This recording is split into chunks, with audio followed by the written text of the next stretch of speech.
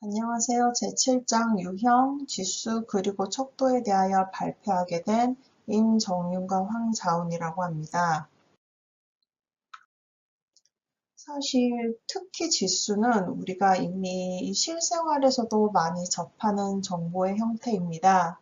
그 특징은 지금처럼 한 개념, 부패 정도를 인식하는 정도, 혹은 사회적 거리두기 같은 개념들을 여러 개의 관찰 혹은 응답을 종합 분석해서 얻어진다는 것입니다. 이번 장에서는 이런 변수에 대한 합성 측정인 지수와 척도에 대하여 알아보도록 합니다. 앞서 사례에서 봤듯이 사회과학의 많은 개념들은 복잡하고 다양한 의미를 가집니다. 그래서 하나의 개념이 갖는 다양한 차원을 폭넓게 포함하기 위해서는 개념과 관련된 다수의 관찰이 필요합니다. 양적 자료 분석에서 이를 가능하게 하는, 즉 여러 개의 지표를 하나의 측정치로 결합하는 방법이 바로 지수와 척도입니다. 이런 합성 측정이 필요한 경우는 명확한 하나의 지표를 찾기 어려운 개념, 개인적인 태도나 성향, 이런 것들 같은 경우는 여러 징후를 각기 측정하는 몇 개의 문항의 활용이 필요합니다. 그리고 특정 변수에 대해서 잘 정의된 서열 측정을 하고 싶은 경우에도 여러 개의 문항이 범위를 제공하는 데 활용될 수 있습니다. 이를 통해서 종합적이고 정확한 자료 분석이 가능해집니다. 지수와 척도는 공통점과 차이가 존재합니다. 우선 공통점으로는 변수를 서열 측정한다는 데 있습니다. 즉 변수를 그 수준에 따라서 분석 단위의 순위를 서열화할 수 있습니다. 또한 합성 측정이라는 점에서 둘 이상의 문항을 활용하고 한 응답자의 점수는 여러 문항들에 대한 응답으로 결정됩니다. 그렇지만 차이점도 분명히 존재합니다. 특히 점수가 부여되는 방식이 다른데요. 지수는 개별 문항들에 할당된 점수들을 단순 합산한다면 척도는 문항의 차별적인 강도를 반영해서 가중치를 부여한 점수의 합산이라고 할 수 있습니다. 서열 측정이라는 점을 고려하면 척도는 변수 측정에 사용된 문항들 각각의 강도를 고려할 수 있기 때문에 더 많은 정보를 전달할 수 있고 따라서 지수보다 더 나은 방법이라고 할 수 있습니다. 지수를 구성하는 주요 단계에는 문항의 선정, 문항들 간의 경험적 관계의 검사, 지수의 점수화, 지수의 타당도 검사가 있습니다. 우선 첫 번째로 문항의 선정 기준으로는 액면 타당도, 단일 차원성, 일반 혹은 구체성의 정도, 그리고 변이가 있습니다. 액면 타당도 혹은 논리적인 타당도란 각 문항이 액면상, 즉 표면적으로 측정하고 싶은 개념과 관련된 징후를 나타내야 합니다. 예로 신앙심을 측정하기 위해서는 예배 참석이나 기도의 횟수 같은 문항을 고려할 수 있습니다. 단일 차원성이란 합성된 측정은 어떤 개념의 한 차원만 나타내야 함을 의미합니다. 간혹 개념 A가 또 다른 개념 B와 서로 관계가 있다 하더라도 개념 A에 대한 문항만으로 측정해야 합니다. 일반 혹은 구체성의 정도라는 것은 문항에 따라서 특정 개념에 측정하는 데 있어서 그 일반적인 혹은 구체적인 수준이 결정됨을 의미합니다.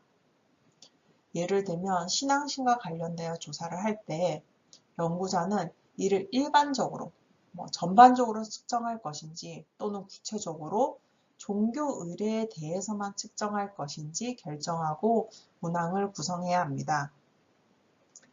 마지막으로 변이. 문항들은 관측지 혹은 응답자를 변별할 수 있어야 합니다. 모두가 포함되거나 혹은 제외되는 문항은 지수의 구성에 별로 도움이 되지 않습니다.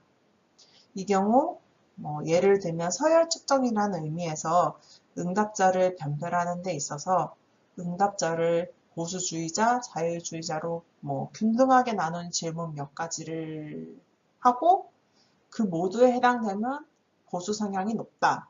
그 결론을 내리거나 또는 응답자의 절반 정도를 보수주의자로 나타낼 문항과 소수의 보수주의자로 확인할 문항을 섞어서 후자까지 해당되면 보수 성향이 높다라고 결론 내릴 수 있는 방법이 있습니다.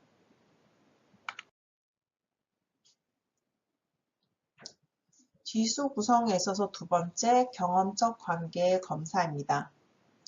경험적 관계의 검사란 문항들 사이에 말 그대로 경험적 관계를, 상관관계를 검사하는 겁니다. 경험적 관계라는 것은 하나의 질문에 대한 답변이 다른 질문의 답변을 예상하게 할 때이며 이때 우리는 문항과 관계가 있을 때에만 동일한 지수의 두 문항을 포함할 수 있습니다. 문항 간 관계에는 크게 이원관계와 다원관계가 있습니다. 우선 말에서 알 수 있듯이 이원관계라는 것은 두 문항 간의 관계를 의미합니다. 두 문항이 모두 동일한 개념에 관한 것이면 두 문항에 대한 답변은 서로 상응할 것이고 이때 이원관계가 존재한다고 할 수 있습니다. 지수에 포함된 여러 문항 간의 관계의 강도를 파악하기 위해서 가능한 이원관계를 모두 검사해야 합니다.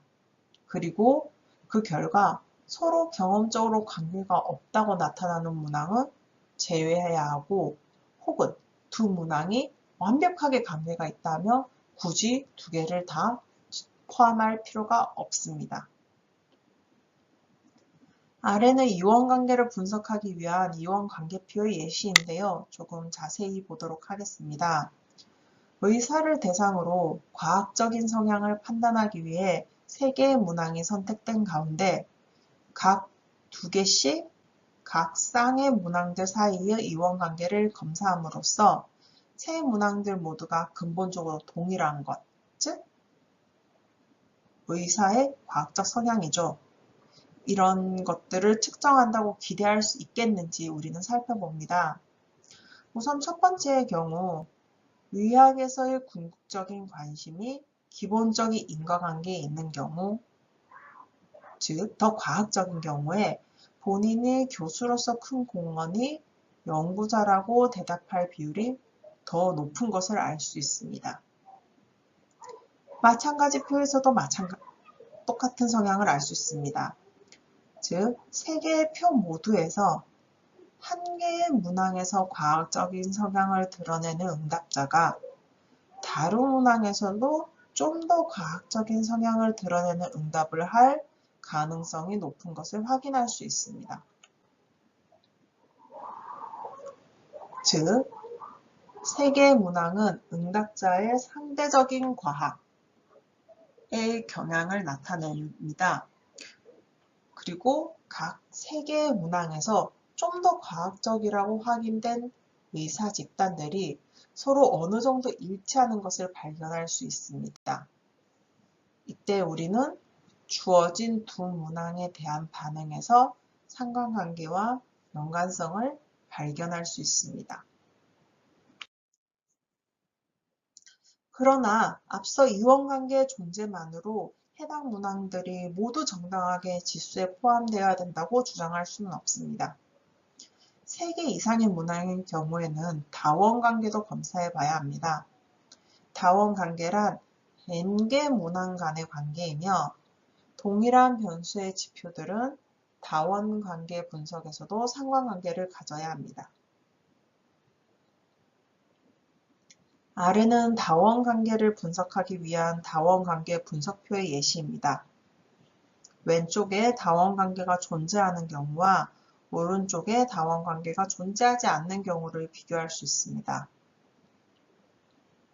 앞서 동일한 질문으로 의학에서의 궁극적인 관심과 교수로서의 큰 공헌에 대한 답변으로 응답자를 4가지 유형으로 나눈 가운데 추가적인 질문, 기본적인 인과기제에 관심 있는 사람이 나타날 비중을 표시하였습니다. 다원관계가 존재하는 경우에는 응답자가 공헌성이 연구자에 있다, 즉 과학적이다. 그리고 치료 이면의 기본 원리에 관심이 많다, 즉 과학적이다. 그리고 기본적인 인과기제에 관심이 많을 과학적이다. 그 비율이 제일 높습니다. 그래서 즉 세계문화 간의 상관성이 존재한다고 할 수 있습니다. 그렇지만 다원관계가 존재하지 않을 경우에는 응답자가 그 공헌성이 내과 의사에, 즉 덜 과학적인데 치료 이면의 기본 원리에 관심이 많고 기본적 인과기제에 관심이 많을 비율이 높게 나옵니다. 이럴 경우에는 세계문화 간의 상관성이 약하게 나타난다는 것을 알 수 있습니다. 문항의 수가 늘어날수록 다원관계표의 구성은 어렵기 때문에 여기 나온 것처럼 프로그램을 활용해서 분석할 수 있습니다. 지수 구성의 3번째 단계는 지수 점수화입니다.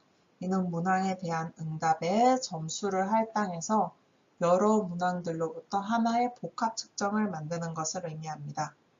이때 해야 할 일은 지수 측정의 바람직한 범위를 결정하고 문항에 대한 응답에 점수를 부여할 방법을 결정하는 것입니다. 지수를 구성하면 변수를 측정할 때 단계적 변화의 폭을 갖게 된다는 장점이 있지만 과연 어느 정도까지 그 극단을 확장할 것인지 결정해야 합니다. 만약 극단이 확장될수록, 즉 범위를 점점 넓힐수록 그 극단에 해당하는 사례의 수는 줄어들게 됩니다. 그래서 이 첫 번째 결정은 지수가 갖는 측정의 범위와 각 점수에 포함될 적절한 사례의 수를 함께 고려해서 타협해야 합니다. 두 번째는 각 응답에 점수를 부여할 방법을 결정해야 합니다. 1점을 줄지 2점을 줄지 인데요. 이 경우 문항들이 동일한 혹은 차등적인 가중치를 가질 것인지 결정해야 하고 이는 문항 간의 균형과 관련됩니다. 마지막으로 결측 자료의 처리입니다. 사실 연구자는 어떠한 자료 수집의 방법을 활용하건 간에 빈번하게 결측 자료의 문제를 만나게 됩니다. 여기서는 그런 결측 자료가 있는 자료를 활용해서 지수를 구성할 수 있는 몇 가지 방법을 제공합니다. 우선 결측 자료의 배제입니다. 결측 자료를 제외하는 것이죠. 이 경우는 결측 자료를 가진 사례들이 상대적으로 적을 때 가능합니다. 하지만 이때는 남은 사례의 수가 충분한지 그리고 대표성에 문제가 없는지를 고려해야 합니다. 한편 근거가 있는 경우에는 연구자가 결측 자료에 대해서 하나의 응답으로 처리해버릴 수 있습니다. 근거가 있을 때. 가령 응답자의 응답 패턴을 고려해서 무응답은 아니오로 이미 결정할 수 있습니다. 그리고 좀 더 액티브하게는 결측 자료를 분석, 해석해서 점수를 부여할 수 있습니다. 문항 간 응답의 상관관계를 발견해서 무응답에 대해서 가능할 수 있는 응답을 예상하는 것입니다. 그 외에도 중간값을 부여하거나 무작위를 처리할 수는 있지만 지수의 순수성 약화의 위헌성은 있습니다. 따라서 결론적으로는 그 조사 상황에 따라서 이런 구체적인 방법을 어떻게 사용할지 결정됩니다. 그리고 이 모든 방법은 지수의 순수성 약화의 위험도를 가지고 있기 때문에 관측지의 대표성과 연구 결과의 변형에 대해서 사전에 깊은 고려가 필요하다고 할 수 있습니다.